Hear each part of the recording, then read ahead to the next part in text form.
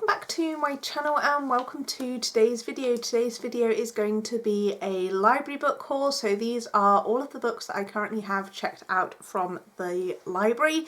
So during the month of December I really neglected my library book reads because I was reading predominantly Christmas books. I did obviously read a few library books in between there, the ones that I knew that I had to read that I couldn't renew and they were due back because I had reservations against them, but I really prioritised spending time reading all of my Christmas books, and so my library books got neglected. So I've got quite a lot of books checked out at the moment, and I just wanted to share with you today what I currently have checked out. So you will probably see some of these books appear in upcoming videos, but we're just going to dive straight into the books. So the first one that I have is Odd Spirits by S.T. Gibson.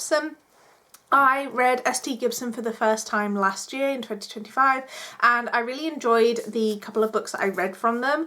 So I read A Dark Malice, and I'm sure I read something else as well, and I wanted to check out more of their books, and this was one of the ones that the library had available. I really love this cover.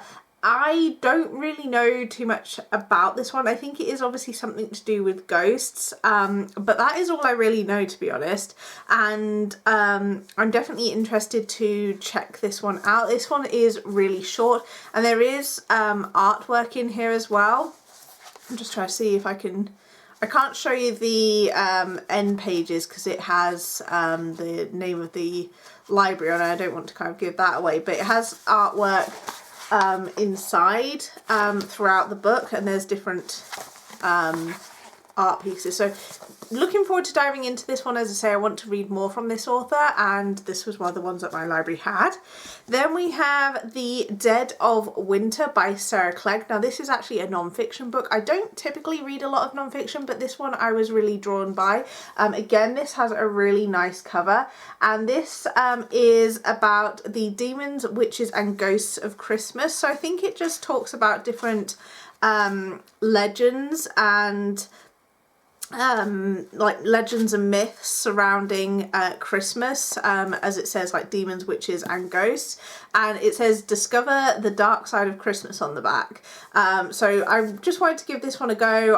Obviously it's non-fiction. I don't read a ton of that, as I say, but I was intrigued by this one. I watched a program over Christmas with Lucy Worsley where she talked about Tudor Christmases, and she talked about some of the things that they did to celebrate Christmas during that time, and then I was interested to kind of see what other kind of traditions and things there were about Christmas, and then I saw this book pop up, so I thought I would give it a go and see what is discussed in here. So I will hopefully get to that soon.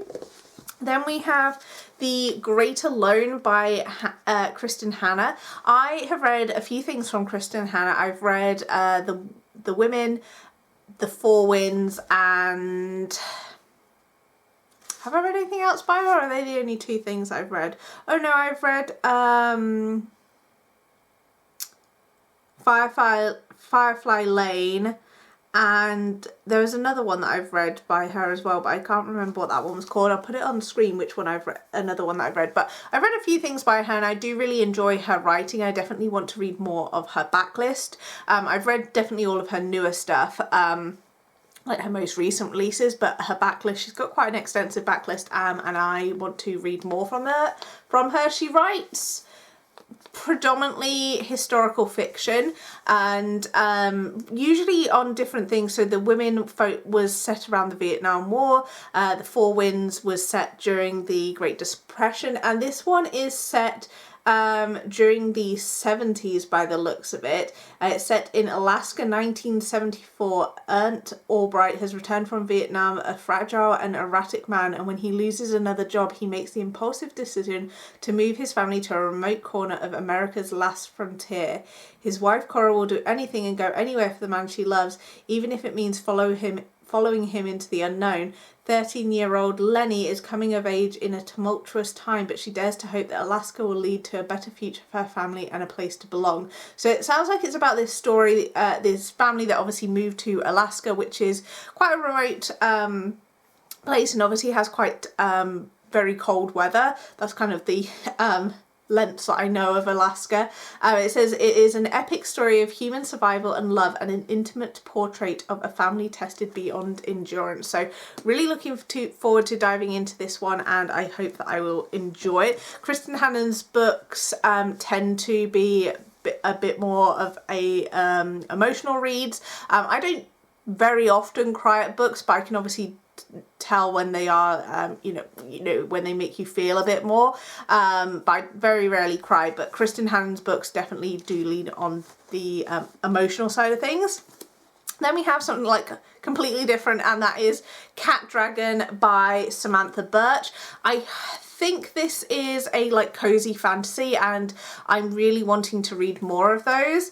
It says, in the whimsical world of Tangleroot Valley, magic flows like the seasons, and every witch has her cat dragon, except Aloisa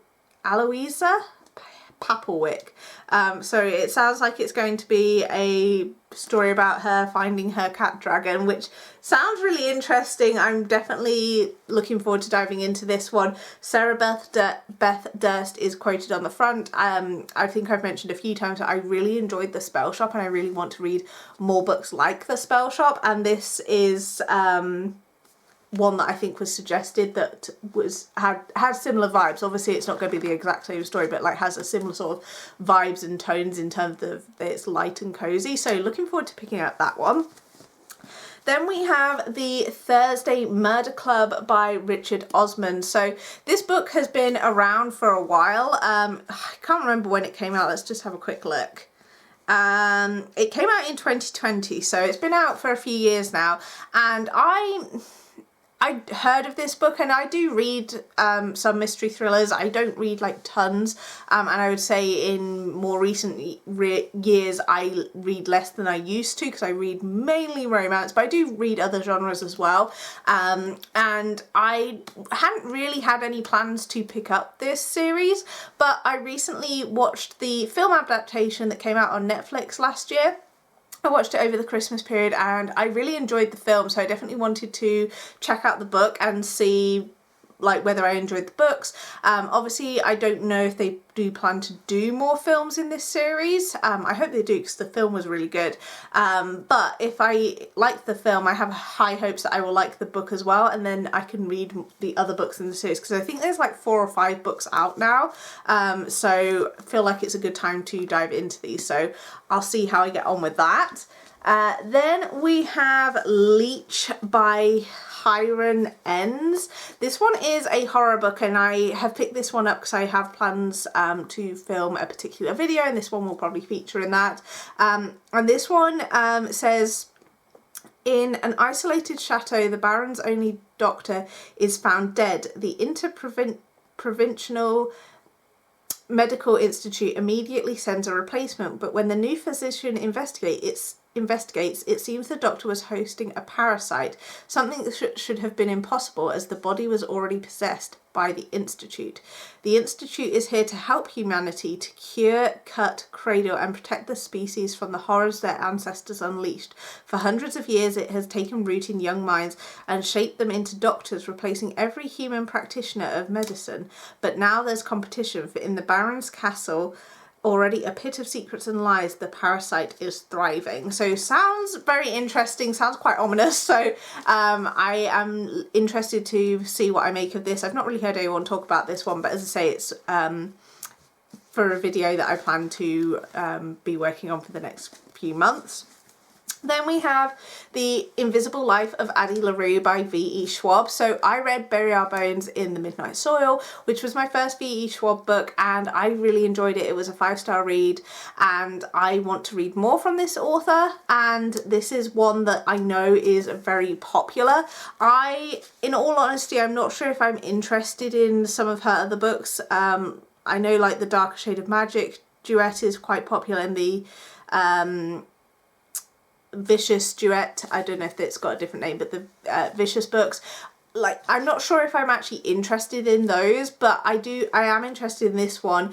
This one is somewhat historical, I think. So it says, In France 1714, a desperate woman makes a desperate deal in the dark, a bargain to live forever but be remembered by none. So begins the invisible life of Addie LaRue, shadow muse to artists throughout history, forgotten friend, confidant and lover, slipping away with the morning light. Addie passes through lives desperate only to leave a trace of herself until the day she walks back into a small bookshop in Manhattan and meets Henry, who remembers her. After 300 years, Addie's life is restarting, but the devil never plays fair. As Henry and Addie's lives start to intertwine, they must face the consequences of the decisions they've made and the prices to be paid. The invisible life of Addie LaRue is a dazzling adventure across centuries and continents, across history and art, about a young woman learning how far she will go to leave her mark on the world. So I am really interested in the sound of this one. I do remember when this came out because it's been out for quite a while now. Yeah, this also came out in 2020, so it's the year of reading books from 2020, but 2020. But I know when this came out, everyone was talking about how much they loved it. I know it was on a lot of favourites, people's favourites lists at the time, and I definitely want to dive into this. It is quite long, so it's over 500 pages, so we'll see how long it takes me to read through this one. But as I say, I had such a good time with Bury Our Bones in the Midnight Soil that I'm hoping that I will like this one. I do think that this is young adult, whereas Bury Our Bones in the Midnight Soil was adult, so we'll see how I get on, because I don't typically read a ton of young adult anymore, but I'm still interested to pick this one up, and I'm looking forward to diving into that at some point. Then we have Bunny by Mona Awad, and this one, I think, I'm not even sure what genre this is, but I know that this again is also very popular, and it just so happened that this one was actually on the shelf in my library. Most of the other books I have like reserved into the library and have planned to read them, whereas this one I didn't really plan to read per se, but I saw it on the shelf and was like, oh, I'm interested to check that out. I've heard good things about it, and I was drawn in by the pink cover. So this one says, Samantha Heather McKay is an outsider in her small, highly selective MFA program at Warren University. In fact, she is utterly repelled by the rest of her fiction writing cohort, a clique of unbearably twee rich girls who call each other Bunny, but then the bunnies issue her with an invitation, and Samantha finds herself inexplicably drawn to their front door, across the threshold and down their rabbit hole. Blending sharp satire with fairy tale humour, Bunny is a spellbinding trip of a novel from one of fiction's most original voices. So interested to check this one out. I know that there has recently been a sequel to this one, which I've heard mixed things about, but I know that this one was very popular when it came out. I think this one's been out for a few years as well. This one came out in 2019. So looking forward to diving into that one. Then we have The Hunting Party by Lucy Foley. I've read quite a few Lucy Foley books, and I think this may have been her debut book.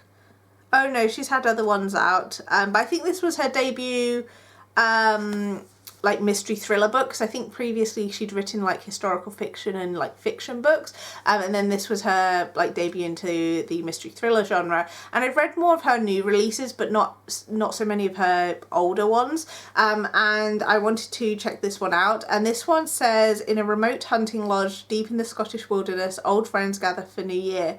The beautiful one, the golden couple, the volatile one, the new parents, the quiet one, the city boy, the outsider, the victim, not an accident, a murder among friends. So interested to check this one out. I'm hoping that it will have, because I assume they're going to get trapped in the Scottish wilderness, so I'm hoping it'll have, one of my favourite things in a mystery thriller was when they are like in a isolated place and when they start getting like picked off one by one. I don't know why, but I really love that in a mystery thriller. So I have high hopes for this one. I've read from Lucy Foley, as I say, some of her more recent stuff. I do like her books, so looking forward to going back and reading kind of like what her first mystery thriller, so hopefully I'll enjoy that one. Then I picked up this one. This one was purely based on the cover and the title. I picked this from the library catalogue. It's Bee's Bookwagon by Julie Howarth. This one, as I say, I know absolutely nothing about it, but it was a pure pick based on the cover and title. but it says it's set in the fictional Sussex village of Blossom Heath. Bee's Bookwagon tells the story of two love interest heroes vying for Bee's heart, her artisan cheese-making childhood sweetheart and a knock-you-off-your-feet property developer. After impulsively jacking in her dead-end temp job and investing her life savings in a ramshackle old horse box, Bee sets about turning her dream of running a bookshop into a reality and opens Bee's Bookwagon. But it's not all smooth sailing, and as Bee struggles with the challenges of running her own small business, she can only hope that her love of literature and the power of reading can help transform the lives of her friends, her community and herself in the process. So sounds just like it's going to be like a cozy read, so looking forward to diving into that one. I have since I ordered this is actually the third book in this series that's set in this small town, but I'm hoping that you won't need to have read the other books to get on with this one. Typically those type of books you don't usually need to, but we'll see. And then we've got my hardbacks. Thankfully there's only 3 of those because I don't love reading hardbacks, but we have Overdue by Stephanie Perkins, which I'm really excited for. So Stephanie Perkins wrote a bunch of YA novels which I read like back in the day, like 2015 2016, and this is her debut adult book, and I'm definitely interested to check this out. A lot of authors, young adult authors that I was reading like 10 years ago have recently released books in the adult space, which is always very interesting, and some authors I feel like make that transition well and others less so, but I'm definitely interested to check this one out. I obviously haven't read from Stephanie Perkins for a while because she has been writing predominantly young adult, which I don't read a ton of anymore, but I am interested to check out this adult book. And it says Ingrid Dahl, a cheerful 29-year-old librarian in the cozy mountain town of Ridgetop, North Carolina, has been happily dating her college boyfriend Corey for 11 years without ever discussing marriage. But when Ingrid's sister announces her engagement to a woman she's only been dating for 2 years, Ingrid and Corey feel pressured to consider their future. Neither has ever been with anybody else, so they make an unconventional decision. They'll take a 1-month break to date other people, then they'll reunite and move toward marriage. Ingrid even has someone in mind, her charmingly grumpy co-worker Mason Nowowski, on whom she secretly crushed for years, but plans go awry, and when the month ends, Ingrid's harmless crush on Macon, not sure how it's pronounced, I'll put the spelling on screen, has turned into something much more complicated. So interested to see where this one goes. I assume it's going to be a relationship between her and this Mason guy, or Macon, or whatever his name is. I assume that's going to be the way this goes, but I'm very intrigued to check this one out. I love the cover for this one. It's very pretty with all the books on. It's like a book lover's dream. So hopefully I will enjoy that one. We shall see. I've not really heard anyone talk about that, so we'll see how I get on with that. Then we have A Scar in the Bone by Sophie Jordan. This is book 2 in, I don't know what the name of the series is. But the first book was called A Fire in the Sky, which I did really like, and I was definitely interested to continue on with the series. It is a fantasy romance series that features dragons. Won't obviously read the blurb for this one because it's a sequel, but I am looking forward to diving back into this world. I think this one, I gave the first book I think 3 stars, or maybe 3.5 stars. And I was definitely intrigued to carry on, but I think reading this one will kind of determine whether I read any more in this series. This is like the deciding book. I'm not sure how many books there are planned for this series. I mean, this could be the last one for all I know, but I'm looking forward to picking this one back up. And I remember, I feel like enough of the first book to dive into this. I may have to read a, what do you call it, like an reread like a recap of the first book, because I read the first one like quite early in 2025, so I remember like the basics of the plot, but I feel like maybe some of the finer details I might need to refresh my mind on. And then the last one I have is The Enchanted Greenhouse by Sarah Beth Durst. This one is the sequel to The Spell Shop. This is set in the same world, but I believe it follows different characters. Yeah, so this one follows Turlu, who is mentioned in the first book. She breaks the law because she cast a spell and created a sentient spider plant, and the plant is obviously featured in the first book, and we're following her and her story, and I'm definitely looking forward to diving into this one. I really hope I enjoy it. There is going to be a third book out in this series at some point in 2026, so I do want to be caught up so I can pick that one up, you know, relatively soon after it comes out. But yeah, I'm really excited for this one, and I really hope that I love it. I've heard a few people talk about it, but not many, but I'm hoping it'll be good, because I really want to read, as I said, more cozy books, more books that will like The Spell Shop, and obviously this will have some sort of similar vibes to it because it's by the same author, or at least I hope it will, so hopefully I will enjoy it. And they are all of the books that I currently have checked out from the library. Let me know if you have read any of these ones, if there are any that you would really recommend, or if there's some that you think you could maybe skip over those. I mean, I'll probably still read them, but let me know your thoughts, and I will see you in my next video.